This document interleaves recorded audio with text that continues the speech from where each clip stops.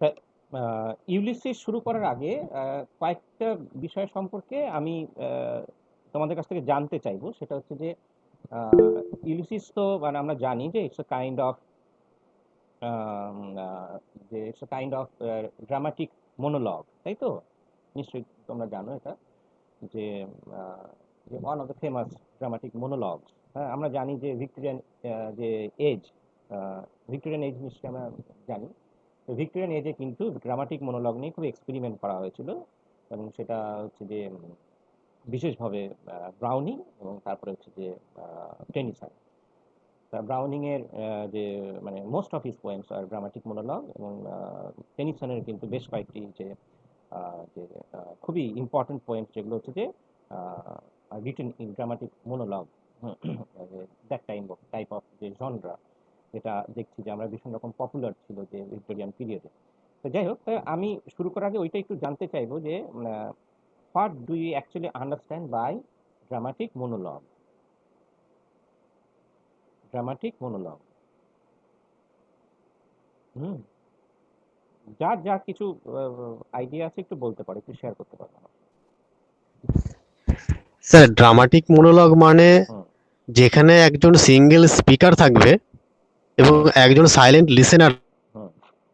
হ্যাঁ, একদম। হুম। Speaker always silent লিসেনারকে যে সমস্ত কথাবার্তাগুলো বা মানে লিসেনার কিছু বলবে না, হুম। হুম। জাস্ট স্পিকার বলেই যাবে।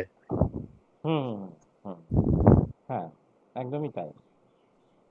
হ্যাঁ, বলো আর কে কি বলবে। ড্রামাটিক মোনোলগের কয়েকটা তোমরা যে এক্সাম্পল দিতে পারো যেগুলো তোমরা পড়েছো। আর আহ একটা বিষয় স্যার, এখানে একটা কনফ্লিক্ট থাকবে। কনফ্লিক্ট থাকবে। হ্যাঁ।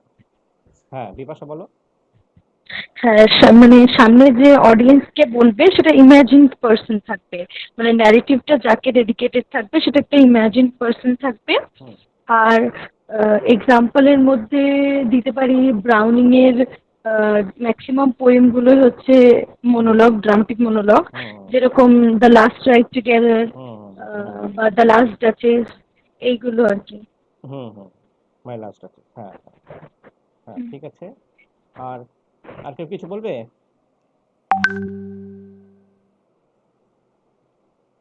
আচ্ছা, ঠিক আছে। তাহলে আমি একটু বলি। তাহলে ড্রামাটিক মনোলগ বলতে আমরা মানে কি বুঝতে পারি যে আমরা অ্যাকচুয়ালি নামটাকে নিয়ে একটু ভাবার চেষ্টা করি। ড্রামাটিক মোনোলগ, তাই তো? তাহলে মোনোলগ মিনস মোনোলগ মোনোলগ তো আমরা নিশ্চয়ই জানি মোনোলগ অ্যান্ড ডায়ালগ, তাই তো? মোনোলগ হচ্ছে যে when a single speaker speak. যেমন আমি যদি শুধু কথা বলি, তোমরা কেউ যদি কিছু না বলো, তাহলে সেটা হচ্ছে যে মোনোলগ। হুম। মানে তোমরা পুরোপুরি সাইলেন্ট থাকলে শুধু আমি বলে গেলাম, তাহলে এটা হচ্ছে মোনোলগ। হ্যাঁ, লগ মিনস যে মানে যেটা মানে ল্যাঙ্গুয়েজ আর কি, মানে যেটা হচ্ছে যে স্পিচ আর কি। মোনোলগ মানে একজনই কথা বলছে, মোনো মিনস ওয়ান।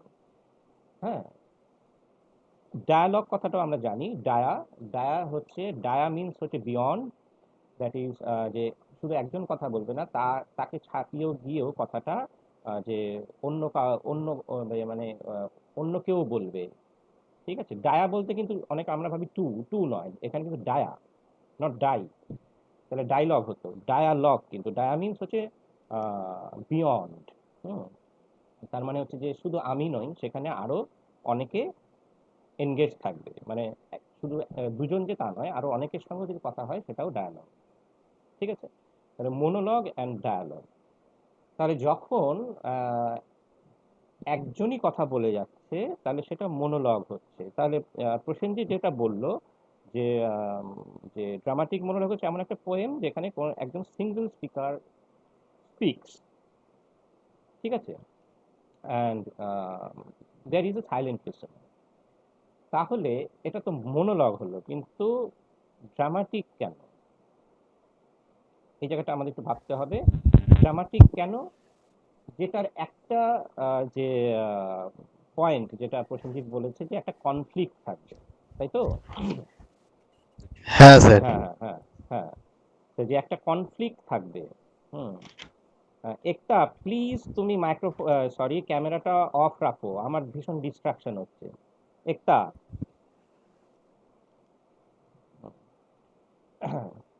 তাহলে কি হচ্ছে যে আহ, তাহলে কি হচ্ছে যে যেটা বলছিলাম যে হ্যাঁ, তাহলে একজন সাইলেন্ট লিসেনার থাকবে। তাহলে এই সাইলেন্ট লিসেনারের ক্ষেত্রে যে কি হচ্ছে যে সরি আমি বারবার হয়ে যাচ্ছে ডিস্ট্রাকশনের জন্য। তা যে সিঙ্গেল স্পিকার স্পিচ যেটা তুমি বললে, এবার কেন ড্রামাটিক, তার কারণ হচ্ছে যে যেহেতু একটা কি হবে যে কনফ্লিক্ট থাকবে, তাই তো? এই কথাটা খুব ইম্পর্টেন্ট যে একটা কনফ্লিক্ট থাকবে, without conflict there cannot be any drama, তাই তো? মানে নাটকে অবশ্যই কনফ্লিক্ট থাকতে হবে। আচ্ছা, এবার আসি হচ্ছে বিপাশার কথায়। বিপাশা বলল যে ইমাজিন লিসেনার। ইমাজিন লিসেনারটা একটু ভাবতে হবে যে বেশিরভাগ পোয়েমে কিন্তু ইমাজিন নয়, সব সব লিসেনার কিন্তু ইমাজিন নয়। হয়তো লাস্ট রাইট টুগেদারে একজন ইমাজিন লিসেনার রয়েছে, কিন্তু সব ক্ষেত্রে নয়, তার একটা ফিজিক্যাল অ্যাপিয়ারেন্স কিন্তু রয়েছে। মানে বেশিরভাগ ড্রামাটিক মনোলগে আমরা দেখব যে যে the listener is very much present. Hmm, his presence is felt. মানে আমরা বুঝতে পারছি যে সে একজন লিসেনার আছে, though he never speak, he or she never speak. হুম, সে কথা বলছে না, কিন্তু আমরা বুঝতে পারছি সে সে রয়েছে, কিন্তু সেটা কিভাবে বুঝতে পারছি, তাই না? এটা খুব ইন্টারেস্টিং যে লিসেনার কথা বলছে না, যে but still we can understand when we read the poem that there is a presence of a listener who is being addressed by the speaker. এবার কি হলো যে আহ, এবার আমরা আসি যে ড্রামাটিক কেন বলা হচ্ছে। ড্রামাটিকের মধ্যে একটা যেটা প্রশ্নিক বললো সেটা হচ্ছে যে conflict. So there must be a conflict, so in any dramatic monologue. তো ড্রামাটিক মোনোলগ মিনস পোয়েম, কিন্তু ড্রামাটিক মোনোলগ অন্য কিছু তো হতে পারে না। Dramatic monologue means a kind of a poem in which a single speaker speaks and there is a sense of the presence of a listener. এবার হচ্ছে যে why it is called dramatic, because the poem represents a very critical যে situation in the character's life, a very significant moment in a character's life. তাহলে যে কথা বলছে সেই সে কিন্তু এখানে একটা character, almost like a character in a drama, who is going through a very significant moment of his or her life, যেখানে হচ্ছে যে যে possibly he is taking a very important decision, possibly he is going through a kind of realisation. এই ধরনের যে তার একটা মানে জীবনের একটা খুবই গুরুত্বপূর্ণ একটা সময়ের মধ্যে দিয়ে সে যাবে এবং সেই সময়ের মধ্যেই সে কথাটা বলবে। So dramatic monologue is actually written যে to represent a character. A character, what type of character? A character who is যে appears to us very striking, not a very common character, very striking. Sometimes she or he sound very unusual, uh, uh, not like the normal human being as we face every day.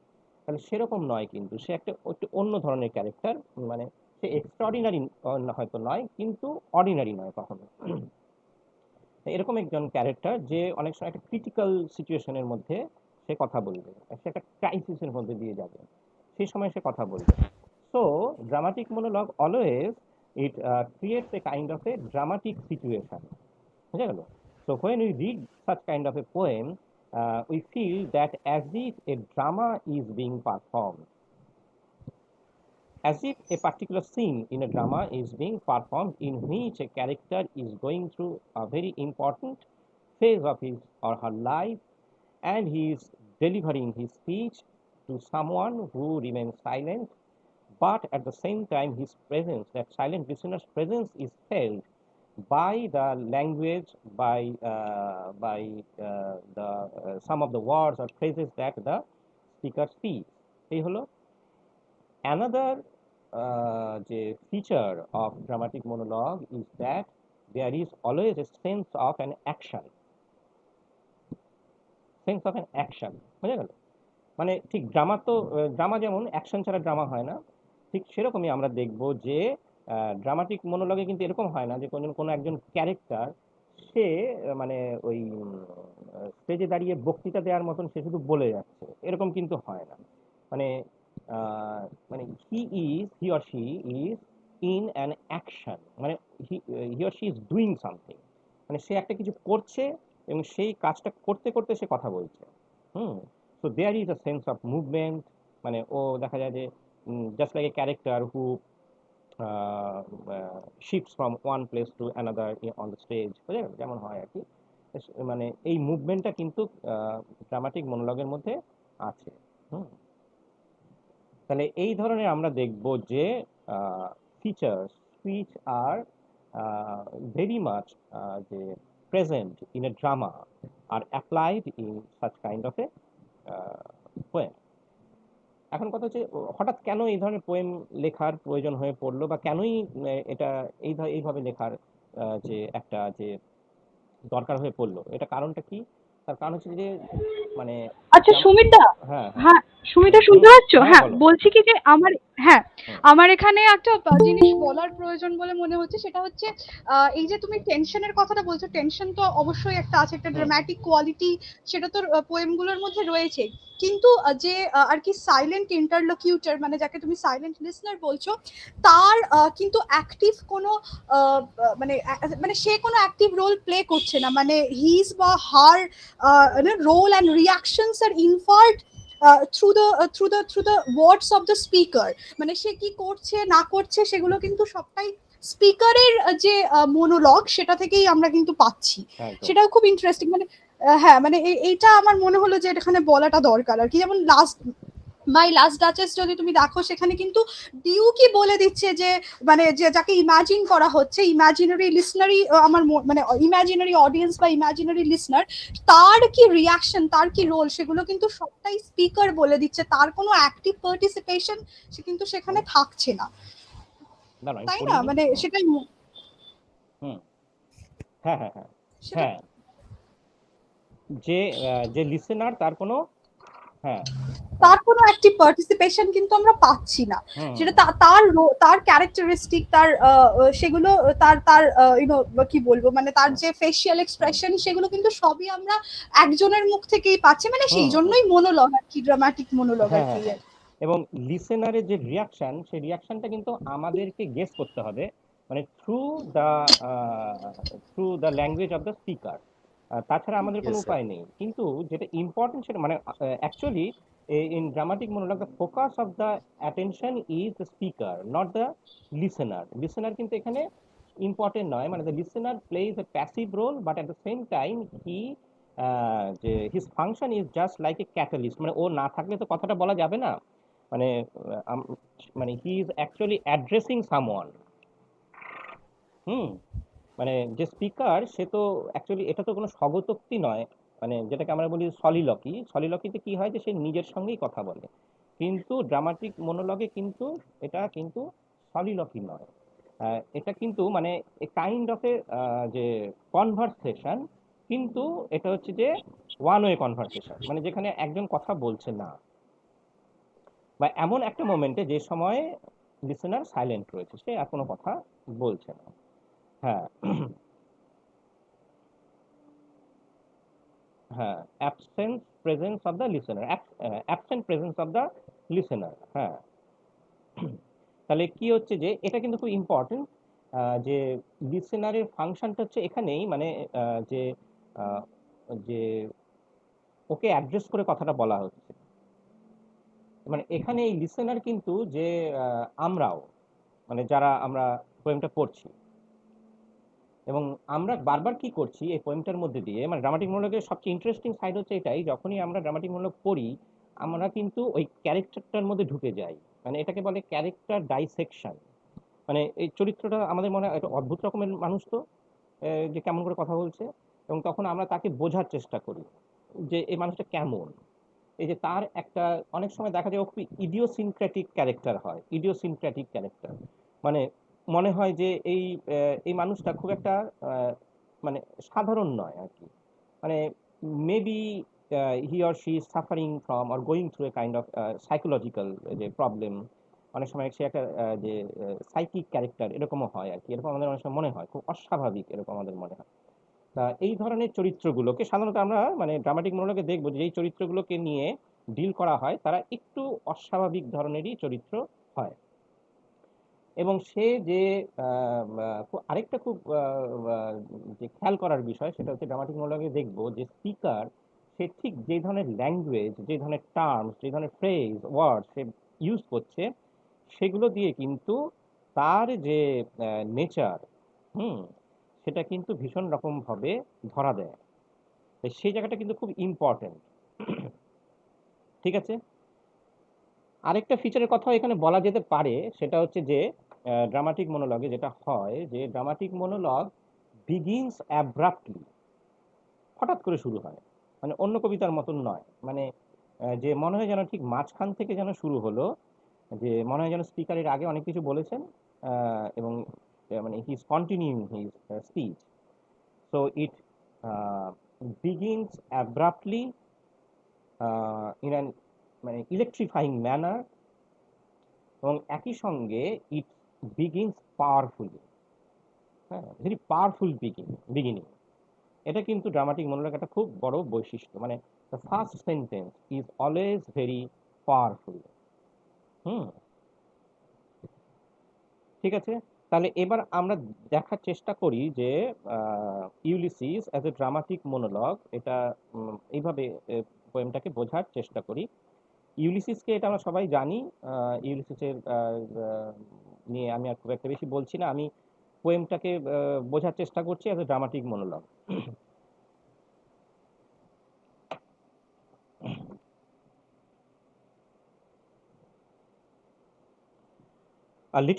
It little profits that an idle king. তাহলে আমরা দেখতে পাচ্ছি যে পোয়েমটা কেমনভাবে শুরু হচ্ছে, মানে without any preparation. It little profits that an idle king, মানে যেন এরকম ভাবে শুরু হচ্ছে যে কোনো লাভ নেই, হুম, এর কোনো অর্থ নেই, ঠিক এইভাবে একটা কবিতা শুরু হচ্ছে, যেটা এই ধরনের একটা যে বিগিনিং অফ এ পোয়েম, এর সঙ্গে কিন্তু আমরা খুব একটা হ্যাবিচুয়েটেড নই। এই জায়গাটাই হচ্ছে ড্রামাটিক মনোলগের একটা যে স্পেশালিটি, তার যে একটা ইউনিক যে নেচার, সেটা হচ্ছে এটা। It little profits that an idle king by this still hearth among this barren crags matched with an aged wife, I meet and dole unequal laws into a savage race. এই যে ইউলিসিসকে আমরা জানি যে Ulysses হচ্ছে প্রথমত সে হচ্ছে যে ভীষণই একজন অ্যাডভেঞ্চারাস যে figure, he was A hero, he was worshipped by his countrymen as a great hero, যার ফলে, এবং তাছাড়া তিনি তিনি তো রাজা, মানে যার ফলে তার একটা রয়্যাল একটা যে স্ট্যাচার তো তার রয়েছে। এবং সেই কারণে যে মমিতা, তোর তোর ওই প্রেজেন্টেশনটা অন হয়ে গেছে, ওটা অফ কর। তাহলে কি হচ্ছে যে এই ইউলিসিসের সেই যে নেচারটা, এবং ইউলিসিসের মধ্যে আরেকটি যে জায়গাটা রয়েছে, মানে he highly authoritative in nature, highly authoritative in nature. তাহলে সেই জায়গাটাকে আমরা দেখব যে এখানে কিন্তু রিপ্রেজেন্টেড হচ্ছে ওর ল্যাঙ্গুয়েজের মধ্যে দিয়ে। আচ্ছা,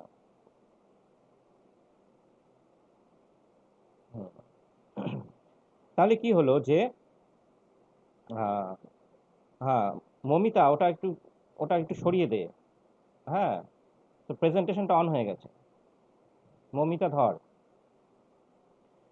So it little profits that an idle king by this, sir বন্ধ হয়েছে, তো প্রেজেন্টেশনটা অন হয়ে গেছে, ওটাকে অফ ওটা কর। বন্ধ করে কি করে? হ্যাঁ, ওই প্রেজেন্টেশনে গিয়ে আবার ক্লিক কর, বন্ধ হয়ে যাবে। এবার বন্ধ হয়েছে স্যার? না, হয়নি, হচ্ছে না। হচ্ছে না। আচ্ছা, তাহলে বলে একটা অপশন আছে, ওটা ক্লিক করলেই হবে।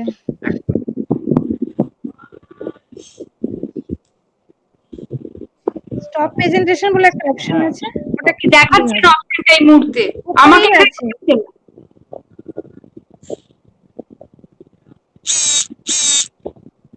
উপরেই আছে, যেখানে স্ক্রিনটা ভিজিবল হচ্ছে সেখানেই লেখা আছে স্টপ কিন্তু প্রেজেন্টেশন। থাকে, কিন্তু এই মুহূর্তে দেখতে পাচ্ছি না, আমার কাছে দেখাচ্ছে না।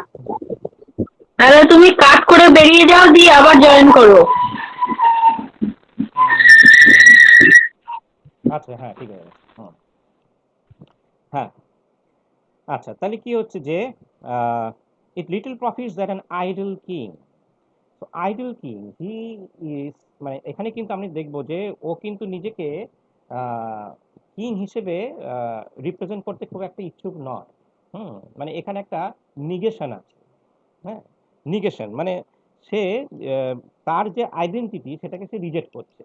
মানে বলছে যে kings are always idle, what they do is not very important task. তাহলে রয়্যাল ডিউটিকে ও ভীষণ রকমভাবে এখানে আমরা দেখবো যে ও ডিসপ্যারেজ করছে।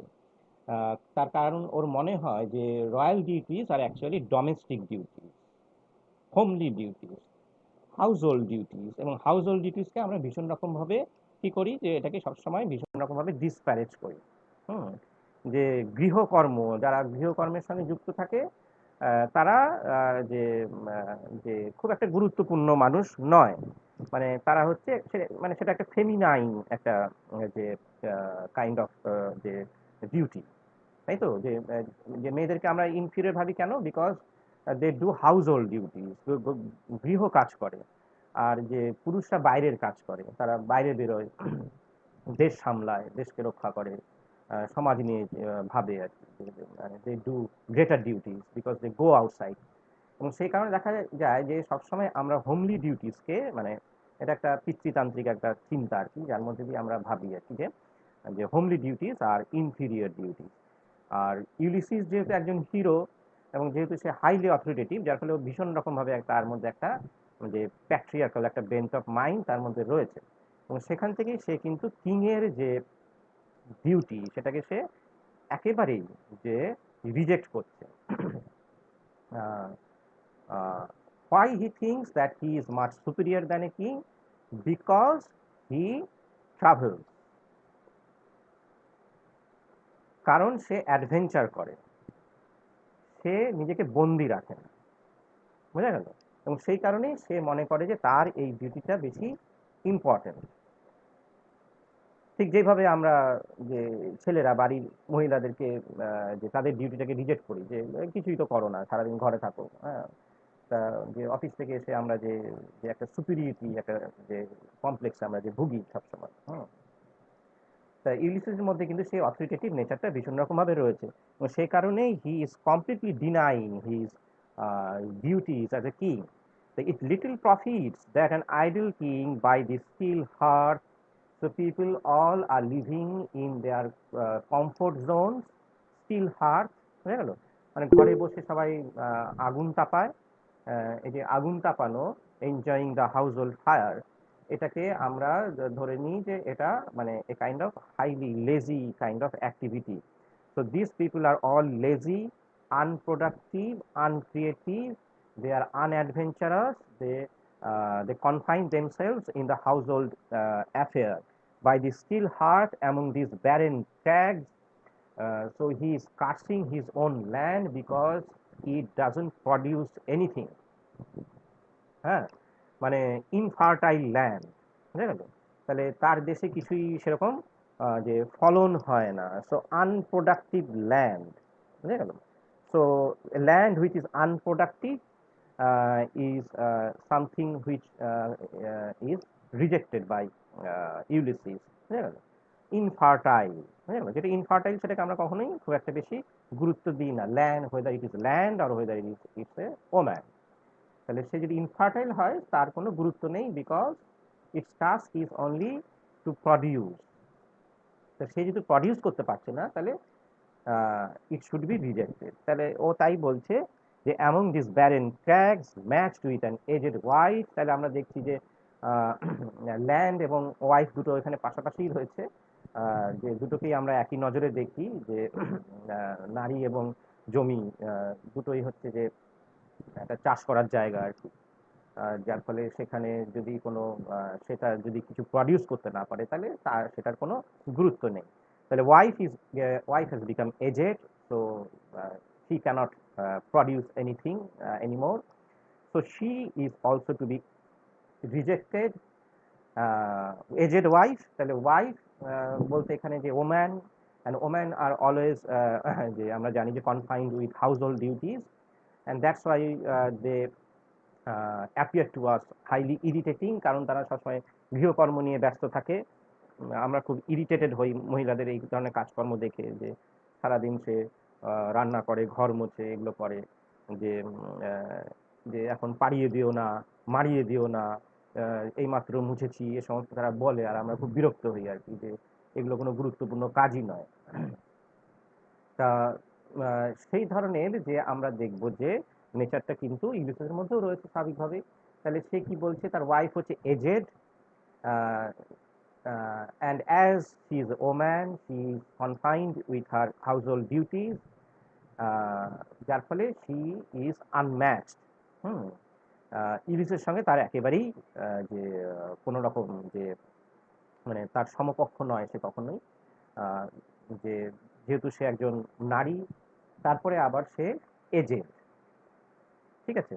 So a woman is only valued as long as she is young and productive, বুঝা গেল? তাহলে এই দুটোই তার একমাত্র ইম্পর্টেন্স রয়েছে সমাজে, পিতৃতান্ত্রিক সমাজে, তাহলে সেটা না হলে তার কোনো গুরুত্ব নেই। যার ফলে এরকম একজন যে বৃদ্ধ যে স্ত্রীর সঙ্গে থাকাটা খুবই যন্ত্রণার, বিকজ যে তার যে অ্যাডভেঞ্চারাস যে মাইন্ড, তার যে spirit of adventure, that would be completely কি হবে, যে ড্যাম্পেন্ড হয়ে যাবে, তাই তো?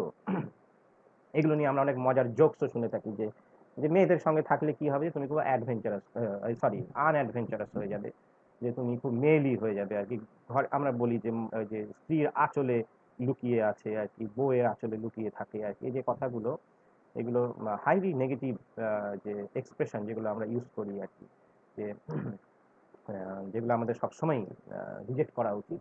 তাহলে এখানে তাই বলা হচ্ছে যে এজেড ওয়াইফের সঙ্গে থাকা মানে হচ্ছে যে তুমি সবসময় আনঅ্যাডভেঞ্চারাস থাকবে আর কি, যে ঘরের মধ্যে বন্দি হয়ে থাকবে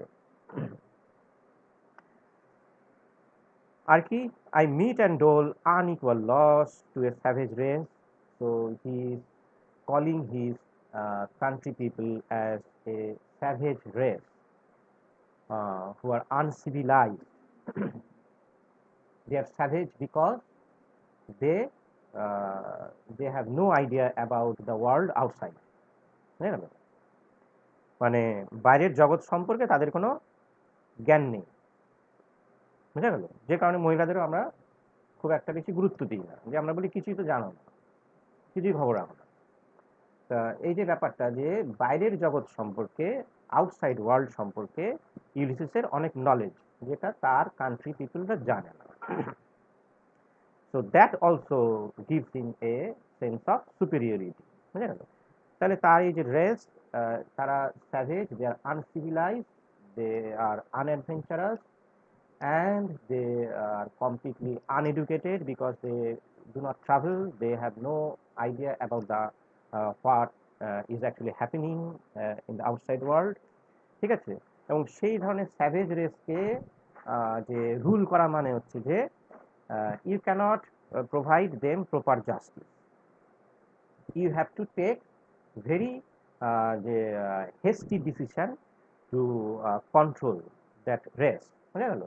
যে খুব হেস্টি ডিসিশন নিতে হয়, মানে যেমন এক জায়গায় হয়তো খুব মব খুব মানে হয়তো খুব ভায়োলেন্ট হয়ে গেছে আর কি, সেখানে যখন পুলিশ পাঠানো হয় তখন পুলিশ কি করে, যে ওখানে গিয়ে জিজ্ঞেস করে যে কে প্রথম ঝামেলাটা করেছে, কার কি বলার আছে বলো, শুনি আগে, কে কতটা অপরাধী তাকে ধরবো, তা কিন্তু তা করে না।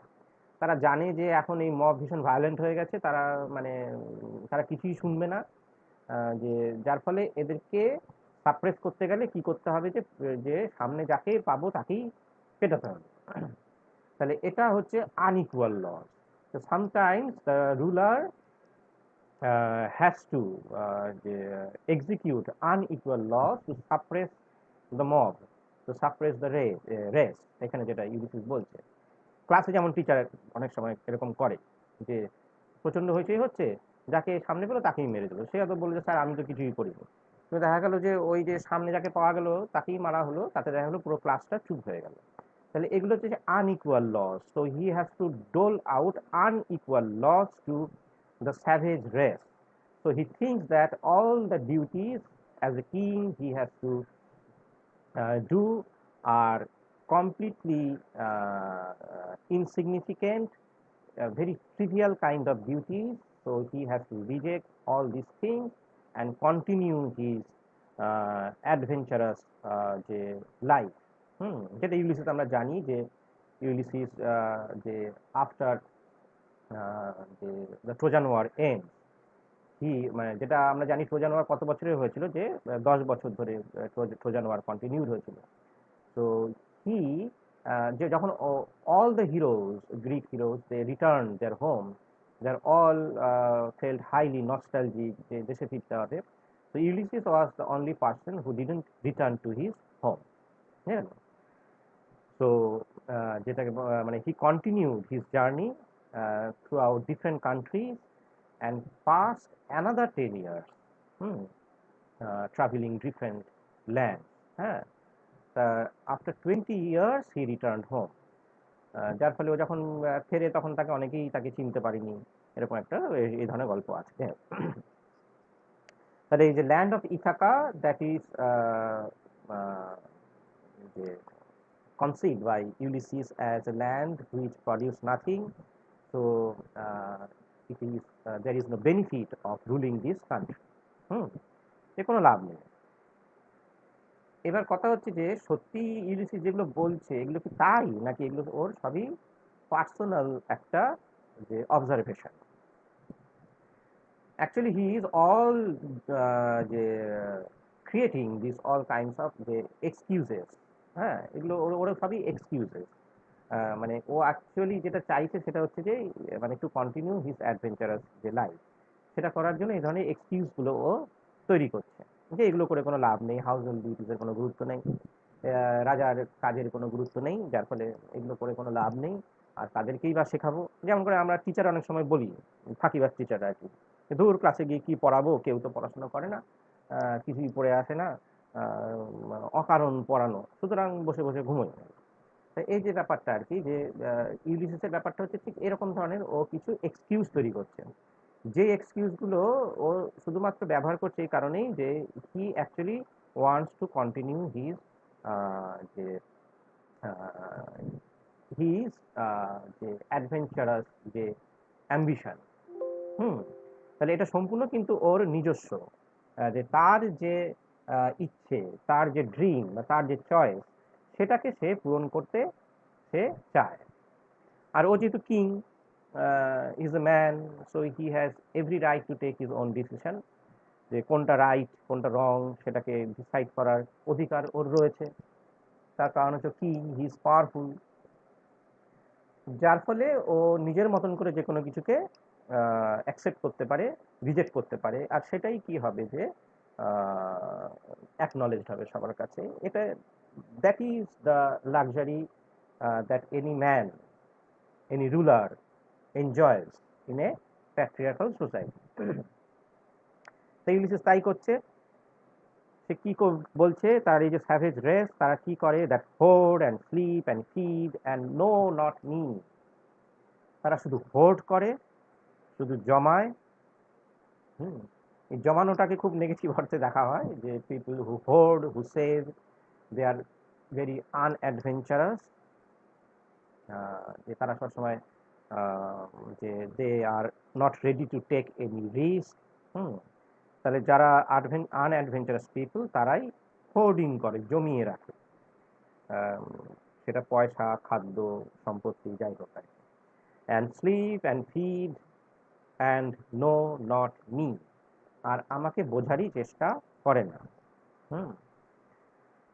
এখানেও দেখা যাচ্ছে যে ইউলিসিসের সেই সেন্স অফ সুপিরিয়রিটি কিন্তু এক্সপ্রেসড হচ্ছে, যে নো নট মি, আমাকে তারা চেনে না, যেন ওকে চেনাটাই একমাত্র মানুষের একমাত্র উদ্দেশ্য হওয়া উচিত, যে knowing him is like knowing everything. মানে he is as if taking the place of God. তাই না? আমরা বলি ঈশ্বরকে জানো, তাহলেই তোমার সব জানা হবে আর কি, তেমনি ইউলিসিস সেটাই ডিমান্ড করছে যে এরা আমাকে চেনে না, যদি আমাকে বুঝতো তাহলে এরা জ্ঞানী হতো আর কি। And know not me, I cannot, এবার ও বলবে যে ওর নিজের যে ইচ্ছেগুলো কি, মানে ওর নেচারটা কি, সেটা ও এবার এক্সপ্লেন করবে। নো নট মি যখন কথাটা বললো যে আমাকে কেউ চেনে না, now he will try to যে ইন্ট্রোডিউস হিমসেলফ। সেটা কি, I cannot rest from travel. এই এই যে ভ্রমণের যে তৃষ্ণা আর কি, এটার থেকে আমি নিজেকে বিরত রাখতে পারি না, বুঝলেন? আহ, এটা হচ্ছে যে ওর একটা অ্যাম্বিশন জীবনের, বা গোল বলা যেতে পারে। I cannot rest from travel. I will drink life to the lees. So this is his only goal of life, that he will drink life to the lees, that he will try to enjoy life as much as possible, to the last drop of enjoyment that life can provide. হ্যাঁ, তাহলে জীবন আমাকে যতটা আনন্দ দিতে পারে ততটা আনন্দই আমি উপভোগ করব, একটুও বাদ রাখবো না, এটা আমার একমাত্র উদ্দেশ্য। হুম অ্যাপারেন্টলি কথাটা আমাদের কাছে খুব চার্মিং মনে হয়, খুব থ্রিলিং মনে হয়, যে দারুণ মানুষ তো। হুম যে কি অসাধারণ তার যে দৃষ্টিভঙ্গি, কি ফিলোসফি। অবশ্যই এটার একটা পজিটিভ সাইড রয়েছে, কিন্তু এর মধ্যে কিন্তু একটা চালাকিও রয়েছে, যেটা ইউলিসিস মানে করছে। সেটা কি, যে ও কিন্তু শুধুমাত্র নিজের ইচ্ছেটাইকে পূরণ করাটাই ও নিজের জীবনের যে একমাত্র উদ্দেশ্য হিসেবে দেখছে। মানে in that sense he is highly selfish. হুম ও কিন্তু আর কারোর কথা ভাবছে না, তাই না? So he is only thinking of himself.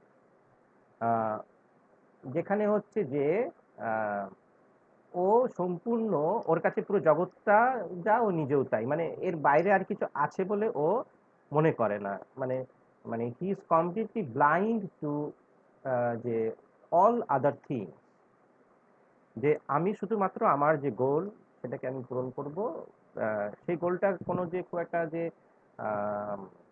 Nobel কিছু তা কিন্তু নয়, মানে he is just trying to satisfy his own desire, his own dream. হুম এটাই আর কি। যে এটা ওরা একটা থ্রিল, আর কিছুই নয়, যে ও অ্যাডভেঞ্চার করবে, এই থ্রিলটাকে ও ফুলফিল করতে চায়। এটাই হচ্ছে ওর জীবনের একমাত্র উদ্দেশ্য, এবং সেটা কিন্তু ভীষণ রকমের একটা সেলফিশ। এবং যেটা আমি আগে বললাম যে মানে প্যাট্রিয়ার্কাল সোসাইটিতে যেটা হয়, যে man or a ruler, a king, a powerful person can only enjoy such kind of luxury. So ও যেটা করছে এটা কিন্তু লাক্সারি।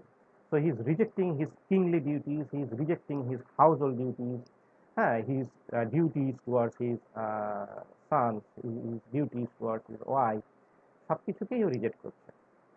এবং ও একমাত্র একটাকেই ও প্রজেক্ট করছে, সেটা হচ্ছে যে হিজ ওন অ্যাম্বিশন।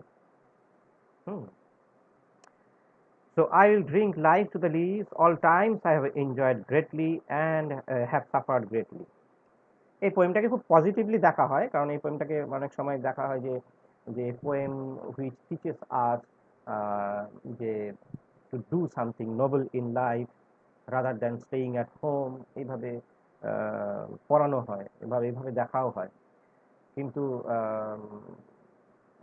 সেভাবে আমি দেখি না। হুম যে পোয়েমটা যে ভীষণ রকম একটা ইন্সপায়ারিং পোয়েম।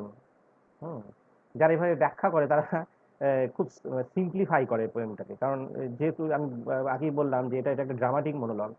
ড্রামাটিক মনোলগ কিন্তু খুব কমপ্লেক্স হয়, মানে তার যে আইডিয়াস গুলো ভীষণ কমপ্লিকেটেড হয়, অত সহজ সরল হয় না। যদি এটা খুব একটা ইন্সপায়ারিং পোয়েমই হতো, তাহলে কিন্তু এই পোয়েমটাকে খুব সাধারণভাবেই লেখা যেত, ড্রামাটিক মনোলগ যে ফর্মে লেখার কোনো দরকার ছিল না। যার ফলে আমরা দেখবো যে ইউলিসিসের যে চয়েস অফ ওয়ার্ড যেগুলো ও ব্যবহার করছে, সেগুলোর মধ্যে কিন্তু অনেক প্রবলেম রয়েছে। হুম এবং সেটার মধ্যে দিয়ে ওর যে হাইলি অথরিটেটিভ একটা নেচার, একটা হাই হ্যান্ডেড নেচার, মানে যেখানে হচ্ছে যে একটা যে আহ, যে একটা তার যে প্যাট্রিয়ার্কাল যে নেচার, সেটা কিন্তু ভীষণ রকমভাবে ভিজিবল হচ্ছে। সেই জায়গাটা কিন্তু আমরা মিস করে যাচ্ছি যখন আমরা এই পোয়েমটাকে খুব সিম্পলিফাই করছি। I have enjoyed greatly, have suffered greatly. So he has enjoyed greatly and has suffered greatly. So he thinks that he is the only person in the world who has suffered. Hmm. And people who do their household jobs, they never suffer. So that is also a kind of the misconception that patriarchy generally যে believe in, হ্যাঁ। তা এটা কিন্তু এক ধরনের misconception যে যারা household duty করে তারা তারা কিন্তু তারাও কিন্তু অনেক ক্ষেত্রে অনেক রকমের সাফার করে। যে অ্যাডভেঞ্চার করে সেই শুধু সাফার করে, দ্যাট ইজ নট দ্য যে আহ, যে ট্রু। তাহলে কি হচ্ছে যে I have enjoyed greatly and have suffered greatly both with those that loved me and alone. So যেখানে দেখা যাচ্ছে ট্রোজান ওয়ারে when all the companions died, he had to fight alone in the field, যার ফলে হচ্ছে যে that kind of the heroic the kind of deed that he did in his life, তাহলে এই ধরনের কাজও করেছে, একাই সবকিছু সামলেছে। এই যে ব্যাপারটা আর কি, যে একাই সে সবকিছু করে, একাই সে হারিয়ে দেয় শত্রুকে, একাই সে খেলায় জিতিয়ে দেয়। বোঝা গেল এই যে ব্যাপারটা আর কি। এই যে এর মধ্যে একটা হিরোইক নেচার যেটা বারবার রিপ্রেজেন্টেড হয় গল্পের মধ্যে দিয়ে, এর মধ্যেও একটা কিন্তু সমস্যা আছে, হ্যাঁ।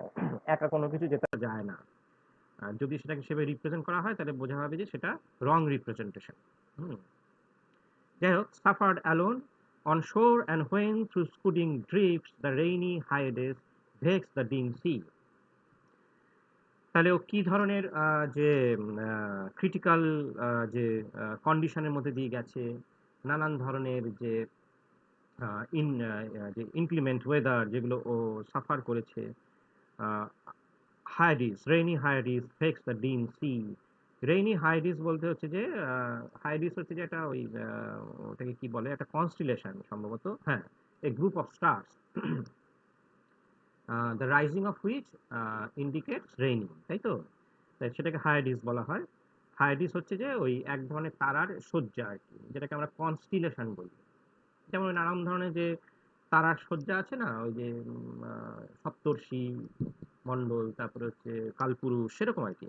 তেমনি হায়াডিস হচ্ছে সেই ধরনের একটা constellation, the rising of which indicate storm. তা সেই সময় তো র্যাডার ছিল না, বা এখনকার মতন টেকনোলজি ছিল না, বা স্যাটেলাইট ছিল না, যার ফলে তখন ওই আকাশে তারা এগুলোকে দেখে যে সেলাররা গেস করার চেষ্টা করতো যে কি ধরনের ওয়েদার হতে পারে সামনে। তাই সেরকমই একটা যে একটা গেস তারা করতো আর কি। যখন রেইনি হাইডিস হতো তখন ওরা মনে করতো যে ঝড় আসবে, বৃষ্টি হবে আর কি। তাই বলছে থ্রু স্কুডিং ড্রিপস। একটা স্কুডিং ড্রিপস কি হচ্ছে, যে স্কুডিং ড্রিপস হচ্ছে ব্রোকেন ক্লাউডস। ওই ঝড় হলে যখন ওই মেঘগুলো সব ভেঙে যায়, টুকরো টুকরো মেঘ সব ছুটতে শুরু করে, সেটাকে স্কুডিং ড্রিপস বলছে। তাহলে সমুদ্রে তো ঝড় বৃষ্টি এটা খুবই একটা আতঙ্ক তৈরি করে, আমরা জানি। যে আমরা জানি যে স্টর্মি সি, এ কথাটা শুনলে আমাদের একটা যে একটা সামনে মনে হয় যেন একটা হরিবল একটা যে কন্ডিশন। তো সেটাই বলছে যে সমুদ্রে যে ঝড়, সেগুলোকে ও একা মানে he has gone through all this kind of যে sufferings, all this kinds of যে ব্যাড ওয়েদার, যে with his companions and sometimes all alone. I am become a name. Again, যে a kind of যে announcement, declaration, যে যেটাকে বলা যেতে পারে যে হাইলি অথরিটেটিভ যে ডিক্লারেশন, যে I am become a name, যে আমি বিখ্যাত হয়ে গেছি, সবাই আমাকে চিনে গেছে। হুম এই যে প্রচন্ড যে বিখ্যাত হওয়ার একটা যে যে তৃষ্ণা, হুম সবার কাছে একটা মান্যতা পাওয়ার একটা যে আহ, অদম্য যে একটা যে চেষ্টা, হুম এটা একটা পিতৃতান্ত্রিক প্রচেষ্টা। I am become a name, যে আমি বিখ্যাত হয়ে গেছি, সবাই আমাকে চিনে গেছে, যে যে all the people respect me, they know me, so that decides that I am an important being. and you remain stay at home and nobody knows you, so তাহলে কি হচ্ছে যে তুমি খুব একটা ইম্পর্টেন্ট ব্যক্তি নও, তার কারণ হচ্ছে তোমাকে কেউ চেনে না, কেউ জানে না, কিন্তু আমাকে কত মানুষ চেনে। এই যে তার মধ্যে দিয়ে আমি কি করছি যে আমি আমার গুরুত্বটাকে মানে এক্সার্ট করার চেষ্টা করছি, বুঝে গেল? Because people know me, I am become a name, যেটা হয় সেলিব্রিটিদের দেখলে আমাদের যেই কন্ডিশনটা তৈরি হয়, অটোগ্রাফ নেওয়ার জন্য স্ট্যাম্পিড হয়ে যায়, এই যে যেটা হয় আর কি, যে আহ, সেই সিমিলার কাইন্ড অফ যে প্যাট্রিয়ার্কাল হ্যাংওভার যেটা আমাদের মধ্যে তৈরি হয়, রয়ে গেছে আর কি। So for always roaming with a hungry heart, much have I seen and known. আমি অনেক কিছু দেখেছি, জেনেছি। So Ulysses has traveled the different lands. He has seen many things. Uh, he has known many things. But the problem with him is that he is highly arrogant. He is highly proud of being what he actually is, and he thinks that what he has done is perfectly the right thing, and all people except him are inferior, are worthless. That is the problem with him. বুঝা গেল? ও ভ্রমণ করেছে, অনেক মানুষের সঙ্গে ওর যে interaction হয়েছে, ও অনেক কিছু দেখেছে যেটা অনেক মানুষ হয়তো দেখে, কিন্তু সমস্যাটা এখানেই যে ওর মধ্যে একটা দম্ভ, যে আমি যা দেখেছি, যা বুঝেছি সেটা কেউ জানে না, এবং যার ফলে আমি একমাত্র যে গুরুত্বপূর্ণ, আর বাকি সবাই তুচ্ছ, বাকি সবাই গৌণ, এবং সবার উচিত আমি যা মনে করি সেটাই যে মনে করা এবং সেটাকে ফলো করা। এই ধারণাটার মধ্যেই সমস্যা, বুঝা গেল?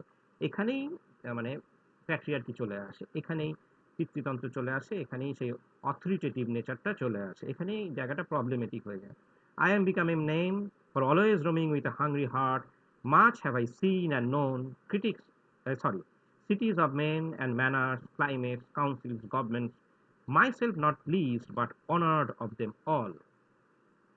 Honored of them all. So wherever I went, in any country that I visited, I was given a heroic welcome. বুঝা গেল? যে সবাই আমাকে ভীষণ শ্রদ্ধা করেছে, আমাকে মানে যেটাকে বলে যে মানে হিরোইক ওয়েলকাম দিয়েছে আর কি, যার ফলে ওর ওর কাছে এগুলো একটা খুব গর্বের। And drunk delight of battle with my peers. So he participated in the great war, that is Trojan War,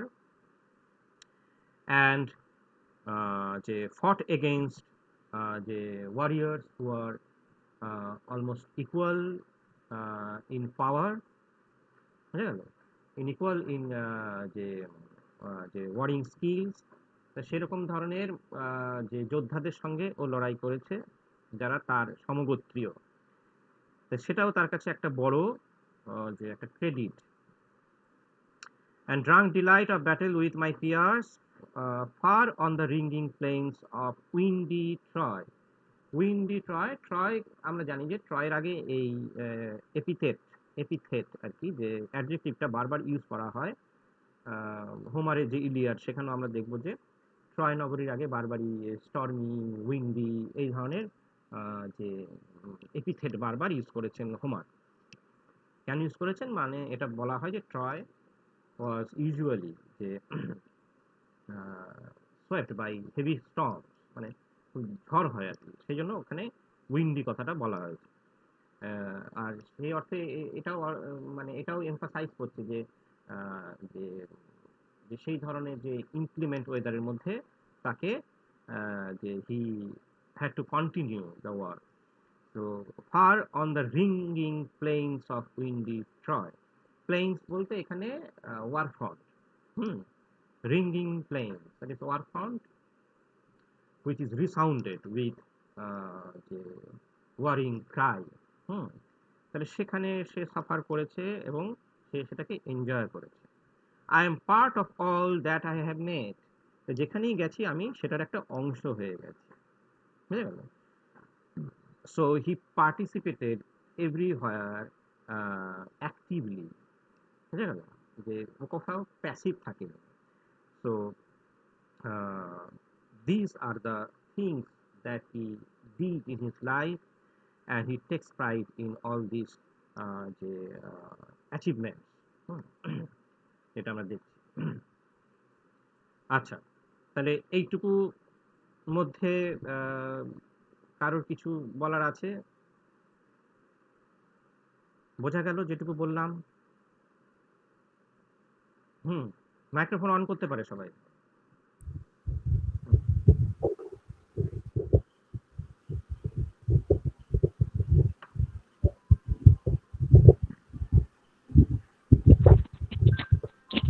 হ্যাঁ দাদা বলছি পুরোটা আজকে পড়াবে তো? হ্যালো, আমি একটু পরে কথা বলছি, হ্যাঁ ক্লাস নিচ্ছি। আচ্ছা, একটু পরে। হ্যাঁ হ্যাঁ হ্যাঁ, ঠিক আছে, হ্যাঁ।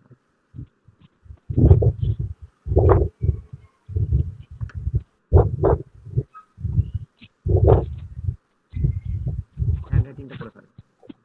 হ্যাঁ হ্যাঁ, বিপাশা বলো। হ্যাঁ বলছি আজকে পুরোটা পড়াবে কি?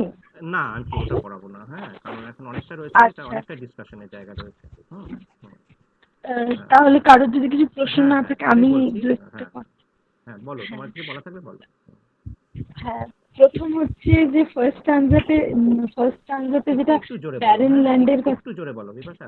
হ্যাঁ আচ্ছা হ্যাঁ এবার শুনতে পাচ্ছো? হ্যাঁ হ্যাঁ হ্যাঁ হ্যাঁ বলছি ফার্স্ট স্ট্যান্জাতে যেটা বলা হয়েছে ব্যারেন ক্র্যাগস হ্যাঁ হ্যাঁ, ব্যারেন ল্যান্ডের কথা, হুম তুমি সেটা যেভাবে আর কি বললে এক্সপ্লেন করলে হুম সেটা কি আমার একটু অন্যরকম মনে হয়েছিল যখন আমি পড়েছিলাম। হুম হুম এটা কি ব্যারেন ল্যান্ড মানে লিটারালি আনপ্রোডাক্টিভ বোঝাচ্ছে না সেই ল্যান্ডটা তার কাছে আনপ্রোডাক্টিভ লাগছে তার কারণ ইউলিসিসের কাছে ওই ল্যান্ডটা কোনো অ্যাডভেঞ্চার নিয়ে আসতে পারছে হ্যাঁ না, হ্যাঁ ফেল হ্যাঁ করছে। হ্যাঁ হ্যাঁ, সেটা আমি বললাম তো যে দুটো মানে ওর কিন্তু মানে ওইগুলো যে বলছে এগুলো সবই ওর হচ্ছে এক্সকিউজ, যেটা আমি বললাম, যেগুলো কোনোটাই সত্যি নয়, হ্যাঁ সত্যি নয়। এগুলো সম্পূর্ণই ওর নিজস্ব পারসেপশন, এবং এগুলো ও তৈরি করছে। তার কারণ হচ্ছে যে ওর উদ্দেশ্য হচ্ছে যে ওর নিজের যে ইচ্ছেটা সেটাকেই সে পূরণ করবে, এবং সেই কারণেই কিন্তু এই ধরনের এক্সকিউজ গুলো তৈরি করছে। এবং হ্যাঁ, তুমি এই কথাটা সেজন্য বললে যে কারণ ওই ল্যান্ডের থেকে তো ওর ওর কোনো লাভ নেই, কারণ এখানে ও অ্যাডভেঞ্চার করে করতে পারবে না। হুম, হ্যাঁ হ্যাঁ তো হ্যাঁ আমার ওটা মনে হলো হ্যাঁ একটু। হ্যাঁ আরেকটা জিনিস হ্যাঁ হচ্ছে সেটা তুমি বললে সেলফিশ, তো আমার শুনে মনে হলো খুব নেগেটিভ কোনোটেশনে সেলফিশ কথাটা বলা হলো। হুম মানে ইররেসপন্সিবল ওয়ার্ডটা যাই কি হুম, হ্যাঁ মানে বলো। হ্যাঁ হ্যাঁ, আমি ইরেসপন্সিবল, ও যতদূর আচ্ছা, ইরেসপন্সিবল, হ্যাঁ হ্যাঁ, কারণ অবশ্যই বলা যায়। হ্যাঁ সেলফিশটা হওয়াটা কিন্তু আমার মানে যেহেতু শুনে মনে হলো নেগেটিভ হুম কনোটেশনটা আমি হুম জিজ্ঞেস করছি হ্যাঁ হ্যাঁ যে যদি নেগেটিভলি বলা হয় তাহলে কি সেলফিশ হওয়াটা আমরা খারাপ হিসেবে নেব? কারণ বাই চয়েস কিন্তু ইউলিসিস কিং হয়নি, হুম মানে সে যে রাজা হয়েছে সেটা তার বাই বার্থ হয়েছে, হুম তো সেখানে ওর চয়েস ছিল না। দেখা গেল যে যদি তাকে চয়েস দেওয়া হতো তাহলে হয়তো সে কিংশিপ নিত না, সে হুম এমন একটা অ্যাডভেঞ্চারাস লাইফ চুজ করতো যেখানে ও সারা জীবন নিজের মতন ঘুরে ঘুরে নিউ ল্যান্ডস এক্সপ্লোর করে জীবনটা কাটাতে পারতো। হুম তো এই যে রেসপন্সিবিলিটি গুলো আমরা তার কাছে দেখছি অ্যাজ এ কিং, যেগুলো সে ডিনাই করতে চাইছে, তো সেটা কি তার উপর আমরা যদি তাকে সেলফিশ বলি জাস্ট এই জন্য যে সে হুম, বলছে যে আমি এগুলো করতে চাই না আমি ওইটা চাই, তাহলে তো ওটা তার উপর একটা ইম্পোজিশন বা তাকে ভুল দিক থেকে দেখা হয়ে যাবে না? না এটা অবশ্যই, বলে আমার একদমই মনে তাই, হয়েছে। একদমই তাই। এবার হচ্ছে যে যে ওর যেহেতু কিং, ওর কিংলি ডিউটিস অবশ্যই রয়েছে, তাই না, হাউস হোল্ড ডিউটিস রয়েছে, সেগুলোকে ইগনোর করতে পারে না।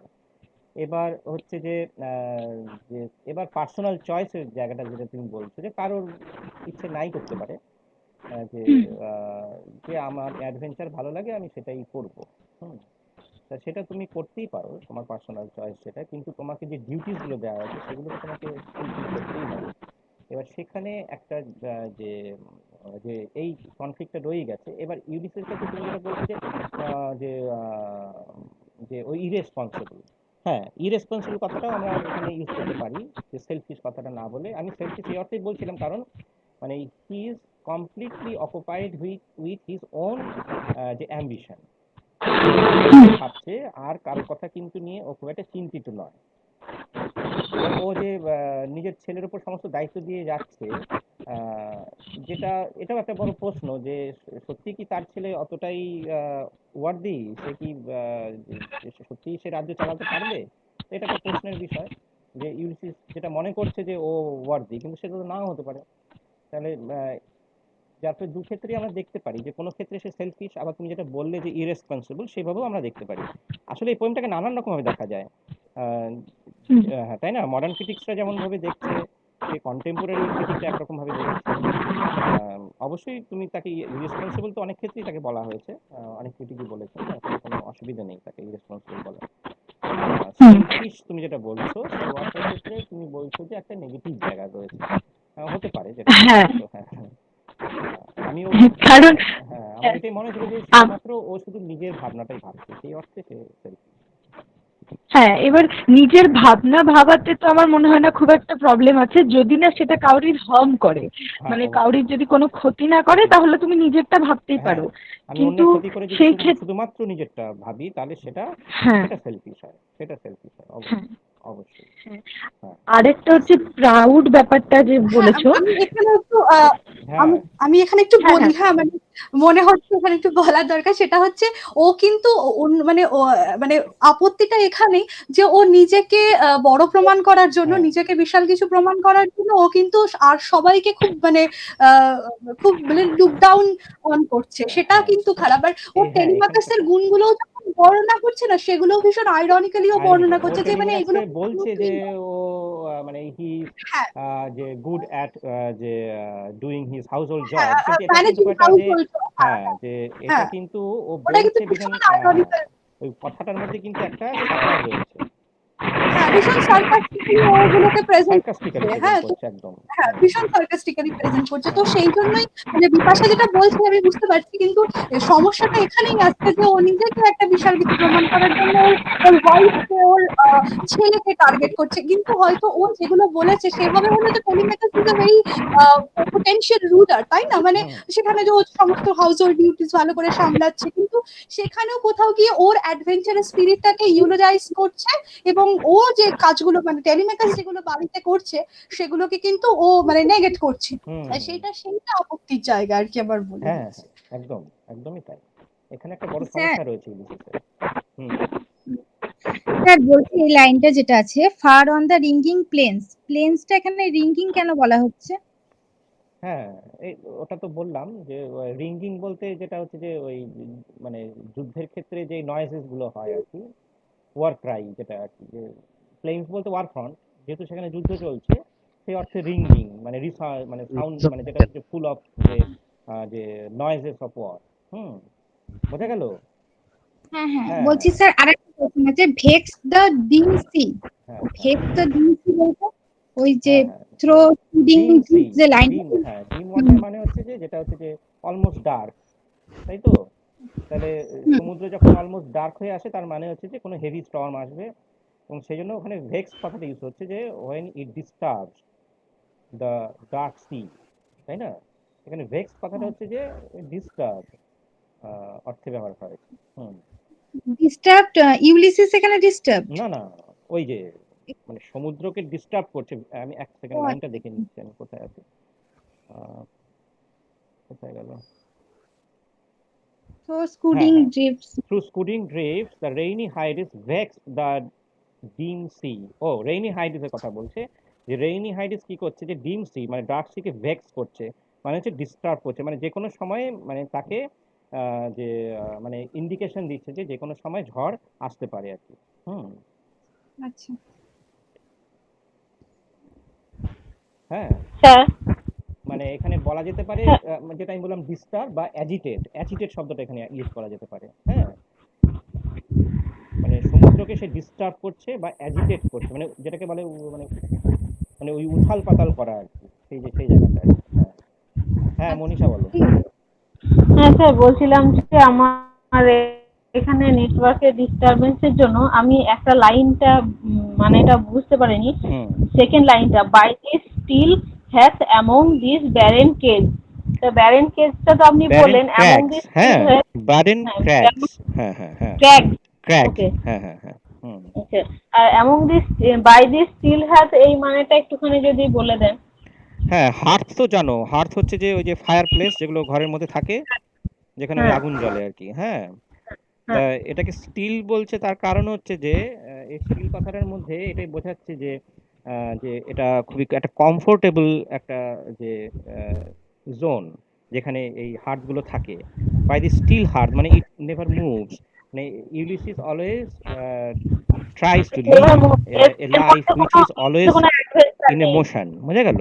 তাহলে স্টিল হার্ট মানে হচ্ছে যে হুম হুম মানে কমফোর্টেবল হাউস হোল্ড লাইফ, মানে তোমরা এমন একটা জীবনের মধ্যে থাকো যেটা মানে গৃহবন্দী, মানে যেখানে কোনো চলন নেই, বুঝা গেল? সেই অর্থে এখানে স্টিল কথাটা ব্যবহার করা হয়েছে। হুম, ঠিক আছে। ঠিক আছে। হুম, হ্যাঁ ঠিক আছে স্যার। হ্যাঁ হ্যাঁ হ্যাঁ, আচ্ছা, ঠিক আছে, খুব ভালো লাগলো আজকের আলোচনা। তোমরাও আশা করি সবার বুঝতে সুবিধেই হয়েছে। আম, আজকে স্যার আর এক হ্যাঁ হ্যাঁ, আই মেড অ্যান্ড ডোল। ডোল মানেটা কি? ডোল মানে ডিস্ট্রিবিউট করা, হ্যাঁ, ডিস্ট্রিবিউট করা, ডিস্ট্রিবিউট। হ্যাঁ, ডোল আউট, হ্যাঁ, মানে ডিস্ট্রিবিউট করা। ওকে। হ্যাঁ, তোমরা যদি কোনো এগুলো এই শব্দগুলোর অর্থগুলো একটু বইতে পেয়ে যাবে, যেগুলোতে অ্যানোটেশনস থাকে এই ধরনের বইতে তোমরা পেয়ে যাবে। হ্যাঁ, না পেলে তখন আমি ইয়ে করবো, আমি মূলত কবিতাটাকে বোঝানোর চেষ্টা করব। হ্যাঁ, আর রেফারেন্স গুলো ছোট ছোট ব্যাপারগুলো, শব্দের অর্থগুলো তোমরা সব পেয়ে যাবে এমনিতেই, যার ফলে ওগুলোতে আমি অতটা বেশি অ্যাটেনশন দিচ্ছি না। হ্যাঁ, যেগুলো বইতে পাওয়া যায় সেগুলো আর বলে কি হবে। মূল আমাদের যেটা ধরতে হবে যে পোয়েমটাকে ভালো করে বোঝা, টেক্সটটাকে ভালো করে বোঝা। বা আমি এরকম বলছি না যে আমি সবকিছু তোমাদের বুঝিয়ে দেবো, কারণ অনেক কিছুই থাকবে যেগুলো হয়তো আমি ঠিকভাবে বললাম না, অনেক কিছু আমি ভুলও বলতে পারি, তাই না? সেগুলো তোমরা ধরিয়ে দিচ্ছ, যেমন দীপাশা, নবনীতা এরা যে জায়গাগুলো বললো, আহ, যে এই ধরনের ডিসকাশনটা আমি চাইছি, যে তোমরা পোয়েম টেক্সটটাকে ভালো করে পড়ো, বোঝো, এবং সেই জায়গার মধ্যে যে সমস্যাগুলো আছে সেগুলোকে ধরার চেষ্টা করো। হুম, তবেই পড়াটা সার্থক হবে। তারপরে এই ছোট ছোট শব্দগুলোর মানে টানে এগুলো তো আমরা তৈরি করেই নিতে পারবো, সেটা নিয়ে কোনো সমস্যা হবে না। আচ্ছা, তাহলে স্যার, আজকে, হ্যাঁ বলো। হুম, সৌরভ বলছি স্যার। হ্যাঁ বলো। স্যার বলছি যে আমি আগের দিনও যেটা বলছিলাম স্যার, এই যে আলোচনাটা হচ্ছে খুবই ভালো হচ্ছে, কিন্তু স্যার এর সাথে যদি লিটারারি টার্মস গুলো একটু আলোচনা করা যেতে পারতো তাহলে মনে হয় যে আরো একটু ক্লিয়ার হয়ে যেত, আরো বেশি এনরিচ হতে পারতাম স্যার। তুমি টার্মস বললে না, আগের দিন তুমি রেটরিকের কথা বলেছিলে। হ্যাঁ কোনটা? স্যার, ওই লিটারারি রেটরিক, টার্মস যেগুলো আছে প্রত্যেকটা হ্যাঁ হ্যাঁ, টার্মস না ওই রেটরিক? স্যার এই কবিতাগুলোর মধ্যেই যে স্যার কবিতাগুলোর মধ্যে যে, হ্যাঁ, টার্মস গুলো স্যার। হ্যাঁ হ্যাঁ রেটরিক, হ্যাঁ তাই তো, মানে যে হ্যাঁ যে হ্যাঁ স্যার। হ্যাঁ, যে Right. ফিগারগুলো রয়েছে, হ্যাঁ, সেগুলো আলোচনা করব, হ্যাঁ, টার্মস নয়, হ্যাঁ, রেটরিক, হ্যাঁ, তো সেগুলো, আচ্ছা হ্যাঁ স্যার, রেটরিক। হ্যাঁ, তুমি বলেছো বা হ্যাঁ, আগের দিন বলেছিলে ঠিকই। আমি তাহলে পরের দিনকে একটু আমাকে মনে করিয়ে দেবে, আমি যেটুকু পড়েছি তার মধ্যে যে রেটরিক্স গুলো আছে সেগুলো ডিসকাস করব। হ্যাঁ, আচ্ছা স্যার, আর আচ্ছা, একটা লাইন হুম আমি যেটা মানে বুঝলাম, for hmm always roaming with a hungry heart. Hmm sir এখানে রোমিং বলেছে, হুম। তো রোমিং আর ট্রাভেলের মধ্যে পার্থক্যটা কি আছে? মানে হঠাৎ করে রোমিং ইউজ করতে গেলেন কেন, ট্রাভেলে তো ইউজ করতে পারতেন। না, এ তো কবির স্বাধীনতা না, একটা মানে অনেক কিছু ব্যাপার থাকে, মানে ধরো মেট্রিক্যাল প্যাটার্নটাকে ঠিক রাখতে হয়, তারপরে হচ্ছে যে একটা যে কবিতার যে একটা সৌন্দর্যের ব্যাপার রয়েছে, মিউজিক্যালিটি রয়েছে, এগুলো তো কবিকে মেনটেন করতে হয়, আচ্ছা যার ফলে না, তারা নানান ধরনের শব্দগুলো তারা ব্যবহার করেন নিজের সুবিধার মতন। হুম, মানে তাই এখানে কি কোনো পার্থক্য আছে রোমিং বা ট্রাভেলের মধ্যে? না, ট্রাভেল করা এন্ড রোমিং করা। না না, তা নয়। হুম, এখানে ট্রাভেলিং আর রোমিং একই, মানে রোমিং বলতে ট্রাভেলিং এর কথাই বলা হয়েছে। হুম।